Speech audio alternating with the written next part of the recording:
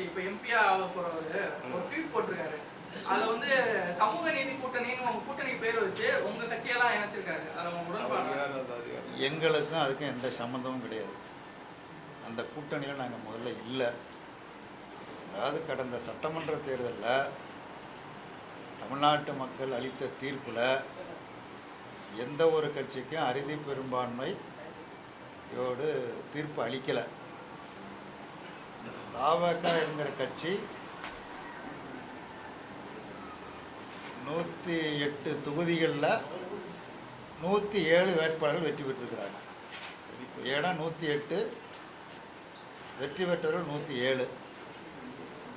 அப்போ ஆளுநரை சந்தித்து அவங்க ஆட்சி அமைக்கிறதுக்கு உரிமை கோரினாங்க.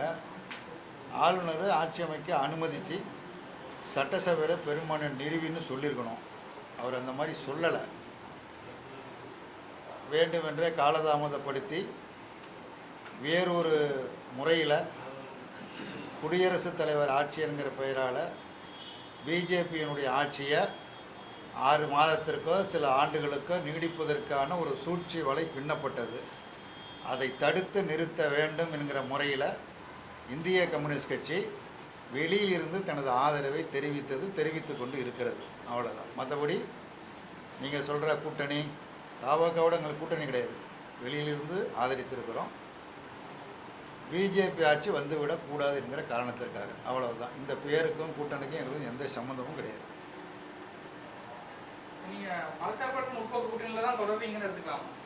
நாங்கள் ஏற்கனவே அறிவிக்கிற பொழுதே எங்கள் மாநில செயலாளர் தோழர் வீரபாண்டியனும் மார்க்சிஸ்ட் கட்சி மாநில செயலாளர் சண்முகமும் நாங்கள் திமுக கூட்டணியில் தொடர்கிறோம், பிஜேபி ஆட்சி வருவதை தடுப்பதற்காக வெளியில் இருந்து ஆதரிக்கிறோம் என்று அன்றைக்கே அறிவித்திருக்கிறார்கள். அதுதான் இன்றைக்கும் பொருந்தும்.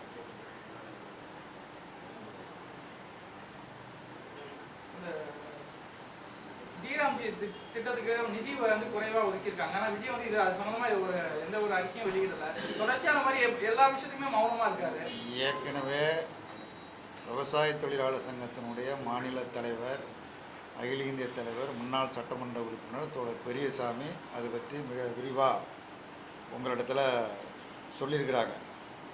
இப்போ நிதி ஒதுக்கீடு பண்ணதில் குறிப்பாக தென் மாநிலங்கள் மிக மோசமான முறையில் பாதிக்கப்பட்டிருக்கு.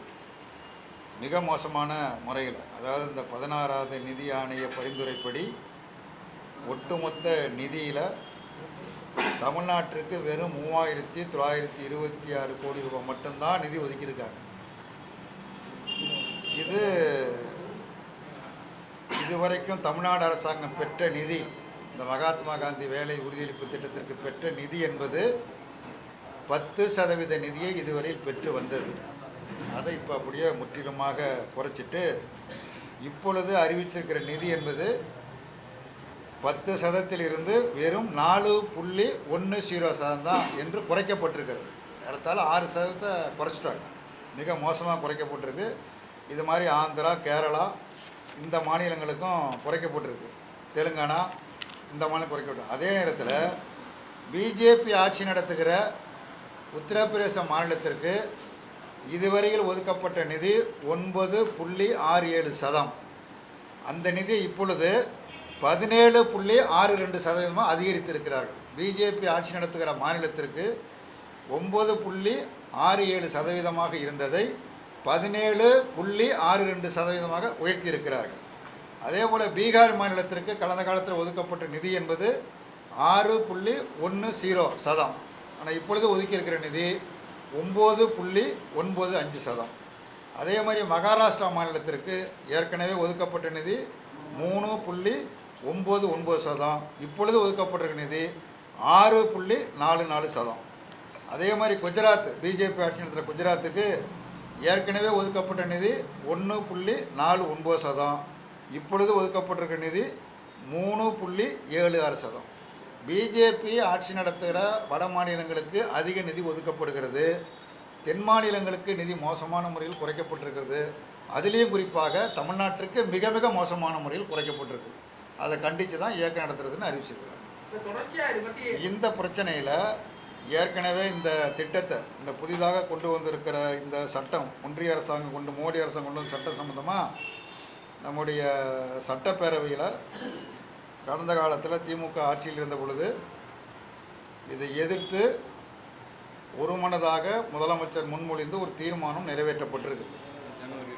அதாவது ஜனவரி மாதம் 23ஆம் தேதி சட்டப்பேரவை கூட்டத்தில் முதலமைச்சர் முன்மொழிந்து அந்த தீர்மானம் நிறைவேற்றப்பட்டிருக்குது. அதைத் தொடர்ந்து பஞ்சாப், தெலுங்கானா மாநிலங்களும் தீர்மானங்களை நிறைவேற்றியிருக்கின்றன. இப்பொழுது ஒன்றிய அரசாங்கம் அறிவித்திருக்கிற இந்த புதிய திட்டம் வருகிற ஜூலை 1ஆம் தேதி முதல் அமலுக்கு வரும் என்று ஒன்றிய அரசாங்கம் அறிவித்திருக்கிறது.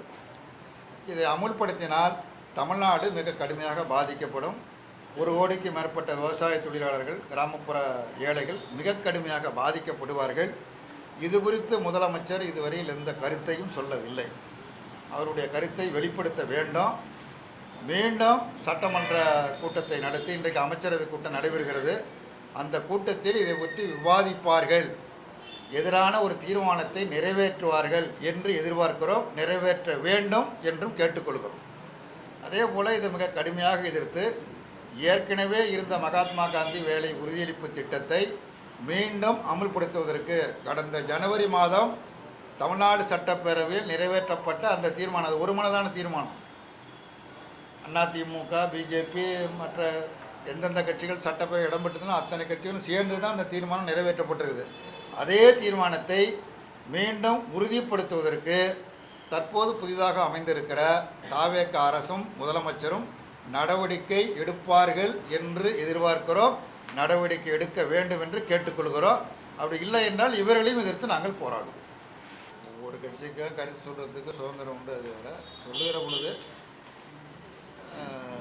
அரசியல் நாகரிகத்தோடு யார் சொன்னாலும் கருத்துக்களை சொல்லணும், அவ்வளவுதான். மற்றபடி எங்களை பற்றி அவங்க ஒன்றும் சொன்னதாக எனக்கு தெரியல, தகவலும் இல்லை.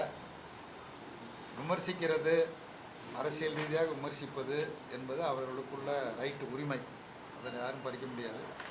அதே நேரத்தில் அந்த கருத்துக்களை சொல்லுகிற பொழுது அரசியல் நாகரிகத்தோடு பகிர்ந்து கொள்ள வேண்டும் என்பதுதான் எங்களுடைய நிலைப்பாடு.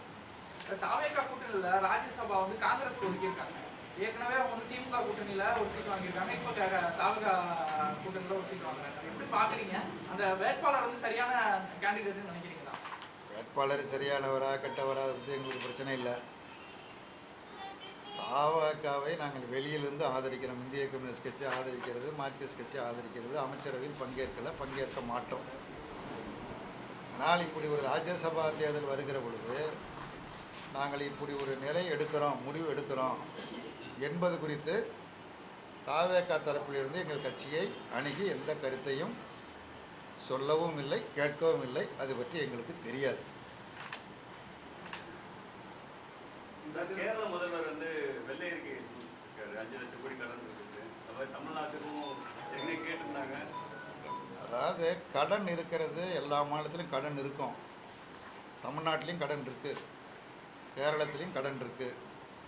அந்த கடன் வந்து ஒரு மாநில அரசு எவ்வளவு கடன் வாங்கலாம் என்று இருக்கிறது. அந்த அளவிற்கு வாங்கியிருக்கிறார்களா, அதை தாண்டி வாங்கியிருக்கிறார்களா என்பது ஒரு பிரச்சனை.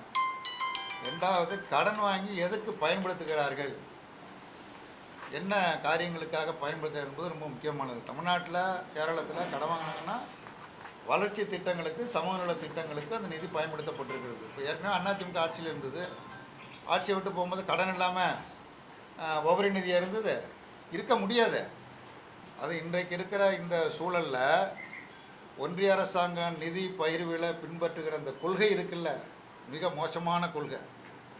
அது எந்த மாநிலமாக இருந்தாலும் சரி, தன்னுடைய கட்சியோ அல்லது தங்களுடைய கூட்டணி ஆட்சி நடத்துகிற மாநிலங்களுக்கு அதிக நிதி பகிர்வு ஒதுக்கீடு செய்வதும், பிஜேபிக்கு எதிராக இருக்கக்கூடிய கட்சிகள் ஆட்சி நடத்தக்கூடிய மாநிலங்களுக்கு நிதியை குறைப்பதும், அதே போல் இயற்கை பேரிடர் சீற்றம் போன்ற இயற்கை பேரிடர் நிதின்னு ஒரு நிதி இருக்குது, மலை போல் குவிஞ்சு கிடக்குது டெல்லியில், அந்த நிதியை கொடுக்க மறுப்பதும் இதனால் மாநில அரசுகள் பெரும் நெருக்கடிக்கு ஆளாகுது. உதாரணமாக இப்போ மகாத்மா காந்தி வேலை உறுதியளிப்பு திட்டத்தை சொல்கிற பொழுது ஏற்கனவே முழு செலவினத்தையும் ஒன்றிய அரசாங்கம் ஏற்றுக்கொண்டது. 1000 கோடி ரூபாய் தமிழ்நாட்டுக்கு அப்படின்னா 1000 கோடியும் ஒன்றிய அரசாங்கம் தான் ஏற்றுக்கொண்டது. இப்போ என்ன கொண்டு வந்திருக்கிறாங்க, 1 கோடின்னா நாங்கள் 60 லட்சத்தை நாங்கள் ஏற்றுக்கொள்வோம், பாக்கி 40 லட்சத்தை மாநில அரசாங்கம் ஏற்றுக்கொள்ளணும்னு சுமையை இங்கே சுமத்துறாங்க. அப்போ எப்படி அரசாங்கம் எப்படி இந்த திட்டத்தை எப்படி செயல்படுத்த முடியும்? அதே மாதிரி வேலைக்கு விண்ணப்பம் செய்து 15 நாளுக்குள் வேலை கொடுக்க வேண்டாம். அப்படி கொடுக்காவிட்டால் என்ன செய்யலாம்? அவங்களுக்கு வந்து இழப்பீடு கொடுக்கணும், வேலையில்லா கால நிவாரணம் கொடுக்கணும்னு. அந்த நிவாரணத்தை யார் கொடுக்கணும் அப்படின்னா மாநில அரசு கொடுக்கணும். அதுதான் இப்படி கொண்டு வந்திருக்காங்க. அப்போ ஒன்றிய அரசாங்கத்தால் மாநிலங்கள் புறக்கணிக்கப்படுகிறது. குறிப்பாக பிஜேபி ஆட்சியில் இல்லாத மாநிலங்கள். கேரளத்தில் யார் ஆட்சி நடந்ததுன்னு தெரியும். பினராயி விஜயன் தலைமையில் ஆட்சி நடைபெற்றது. அங்கே 5000 கோடி கடன் இருக்குது. அது ஒன்றும் பெரிய விஷயம் கிடையாது. அந்த மாநிலத்திற்கு எவ்வளவு கடன் வாங்கலாம்ங்கிற ஒரு அளவு இருக்குது. அந்த கடனுக்கு உட்பட்டு தான் வாங்கியிருக்காங்க. அப்படி வாங்கப்பட்ட நிதியம் எந்த காரியத்திற்காக மாநில அரசு பயன்படுத்தியது அப்படிங்கிறதா. அதனால் இது ஒன்றும் பெரிய தவறு கிடையாது. இது அவங்க புதுசாக வந்தாங்க, வெளியிடுவாங்க. இப்போ அடுத்த 5 ஆண்டு காங்கிரஸ் கட்சி அங்கே ஆட்சியில் இருக்க போது அவங்க போகும்போது 10,000 கோடி நிதி சேமிப்பாக வச்சுட்டு போவாங்க, 10,000 கோடி கடன் வச்சுட்டு தான் போவாங்க. அதுதான் நடைமுறை சாத்தியமானது. அதனால் அது ஒரு பெரிய விஷயம் கிடையாது. அண்ணாமலை பிஜேபி கட்சி ஆரம்பிக்க போறாரு, விஜய் மாதிரி அவர் சைன் பண்ணுவார் நினைக்கிறீங்களா? அண்ணாமலை புதுசாக கட்சி ஆரம்பிக்க போறாரு, விஜய் மாதிரி அவர் சைன் பண்ணுவார் நினைக்கிறீங்களா? யாருடைய நாமியாக கட்சி தொடங்குறாரு? அவர் மதச்சார்பற்ற கட்சியாக தான் இருக்குன்னு சொல்லி அதான் ஒரு கட்சி தலைவர் ரிசைன் பண்ணுறாரு. ரிசைன் பண்ணுறது கடிதாசி எழுதி அனுப்பிச்சா போகிறோம். அந்த கட்சியில் உள்ள தலைவர் அத்தனை பேர்ட்டும் இப்போ சொல்லிவிட்டு அத்தனை பேர் இது வரைக்கும் தலைவர்லாம் ரிசைன் பண்ணுவாங்க? இது வரைக்கும் அப்படி ஏதாவது முன்னுதாரணங்கள் இருக்கா? ஒருத்தர் ரிசைன் பண்ணாலும் சொல்லவே மாட்டாங்க. இன்னும் 50 பேர் நான் விலகிட்டேன்னு பத்திரிகையில் அறிக்கை கொடுப்பாங்க. இல்லைன்னா ஒரு முறை இருக்குது. ரிசைன் லெட்டர் எழுதணும், ராஜினாமா கடிதம் எழுதணும், ஒரு முறை இருக்குது. கடிதம் எழுதி அனுப்புவாங்க. இப்படி நான் ராஜினாமா பண்ண போகிறேன்னு போய் கட்சி தலைவர், பிரதமர், உள்துறை அமைச்சர் யாரெல்லாம் பார்க்கணுமோ எல்லாரையும் பார்த்துட்டு அவங்களிடத்தெல்லாம் ஆலோசனை பெற்றுக்கொண்டு இங்கே வந்து கட்சி ஆரம்பிக்கிறேன்னு சொல்கிறாரு. யாருக்கு நாமியாக ஆரம்பிக்கிறாருங்கிறது ட்ரேட்மார்க் வேறு கம்பெனி வேறுங்கிறது மாதிரி அது பின்னாடி தான் தெரியும் யாருடைய நாமி அப்படின்னு. ஏன்னா தமிழ்நாட்டில் பாரதிய ஜனதா கட்சி கால் ஊன்ற முடியாது என்பது ஒரு முறை எல்லாம் பல முறை திரும்ப திரும்ப நிரூபிக்கப்பட்டு விட்டது. சென்ற சட்டமன்ற தேர்தலில் பாரதிய ஜனதா கட்சியினுடைய அதனுடைய சொந்த சின்னத்தில் நின்னது 32 இடங்கள். அந்த கட்சி நேரடியாக போட்டி போட்டது 27. மற்றொரு கட்சிக்கும் அதே சின்னத்தில் தான் போட்டியிட வேண்டும் என்று சொல்லி மொத்தம் 32 இடங்களில் அந்த கட்சியினுடைய சின்னம் போட்டியிட்டது. வெற்றி பெற்றது ஒரே ஒரு இடம். தப்பிச்சோம் முளைச்சோன்னு ஒரே ஒரு இடம் ஜெயிச்சிருக்குது. அதுவும் 1000 ஓட்டுக்கும் கீழே தான் ஜெயிச்சு. அதான் தப்பிச்சோம் முளைச்சோம்னு அது ஜெயிச்சிருக்குது. அப்போ என்ன தான் முயற்சி பண்ணாலும் போன தடவை சொன்னாங்க அதிமுக சேரலை, அதிமுக எங்களோட சேரலை, அதனால தான் தோற்று போயிட்டோன்னு. இப்போ அதிமுக சேர்த்தாங்கன்னு யாரெல்லாம் சேர்த்தாங்க, சேர்த்துன்னு ஜெயிக்க முடியல. அப்போ ஏதாவது ஒரு புது ரூட்டை கண்டுபிடிக்கலாமா? தமிழ்நாட்டில் பாஜகவை வளர்ப்பதற்கு ஒரு புதிய வழியை, புதிய பாதையை கண்டுபிடிக்கலாமா அப்படின்னு கண்டுபிடிச்சி தேடி அலைஞ்சு அதுக்கு ஏதாவது நபர்கள் கிடைப்பாங்களான்னு பார்க்குறாங்க. அதனால் புதுசாக கட்சி ஆரம்பிக்கிறவர் எதுக்கு ஆரம்பிக்கிறாரு, யாருக்காக ஆரம்பிக்கிறாரு, கம்பெனியா என்னங்கிறத பொறுத்திருந்து பார்க்கலாம். கிளைகள் கொண்ட Annamalai institute of hotel management and hospital management படிப்பில் சேர்வதற்கான அட்மிஷன் நடைபெறுகிறது.